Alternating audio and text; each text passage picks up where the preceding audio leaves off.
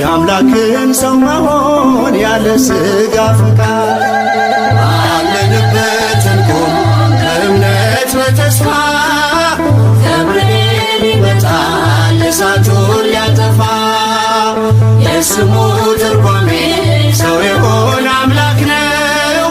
ደስታን ያበሰረን ገብርኤል እርሱ ነው። ባለንበት እንቁም በእምነት በተስፋ ገብርኤል ይመጣል እሳቱን ሊያጠፋ የስሙ ትርጓሜ ሰው የሆነ